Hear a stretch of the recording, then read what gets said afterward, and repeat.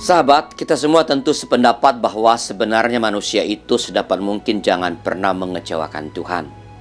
Sebagai orang yang telah mendapat kehidupan dan kasih dari Tuhan, maka manusia harus berusaha sekuatnya untuk tidak melakukan hal-hal yang mengecewakan Tuhan. Nah, untuk menghindari tindakan-tindakan atau sikap atau perkataan yang mengecewakan Tuhan, maka kita perlu mengetahui seperti apakah hal-hal yang dapat mengecewakan Tuhan itu. Sikap yang bagaimanakah yang dapat mengecewakan Tuhan?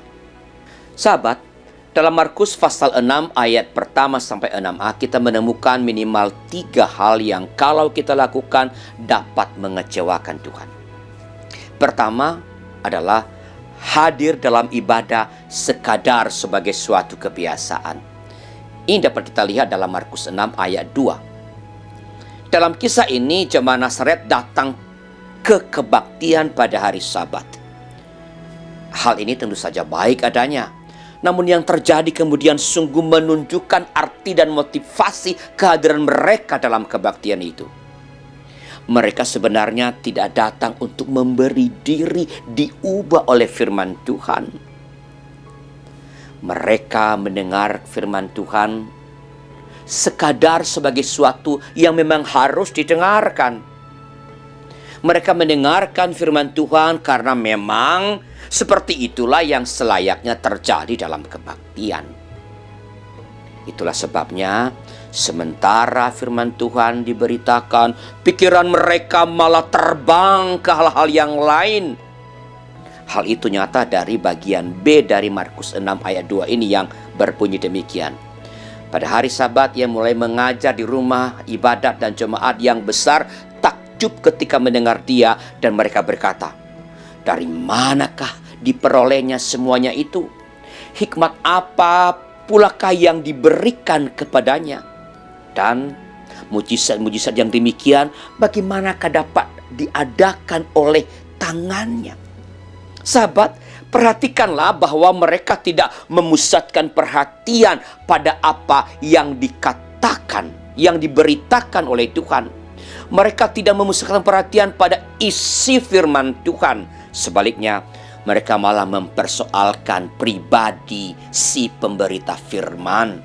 Mereka malah lebih tertarik pada gaya si pemberita firman. Bagaimana dengan kita ketika kita sedang mendengarkan pemberitaan firman Tuhan, entah onsite atau online, luring atau daring? Apa yang menjadi pusat perhatian kita? Isi dari firman Tuhan yang disampaikan atau pribadi sang pemberita? Firman Tuhan mengingatkan kita untuk fokus pada isi atau berita firman Tuhan.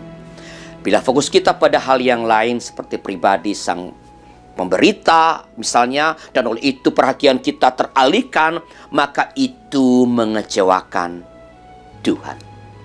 Sahabat, waspadalah.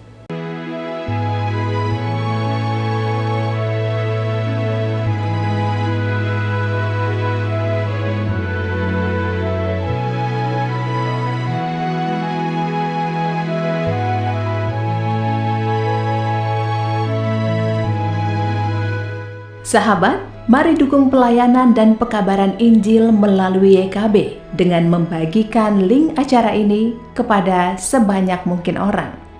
Dukungan juga dapat saudara lakukan dengan mentransfer dukungan finansial ke rekening BCA ke nomor 450 305 2990 450 305 2990 atas nama Yayasan Komunikasi Bersama.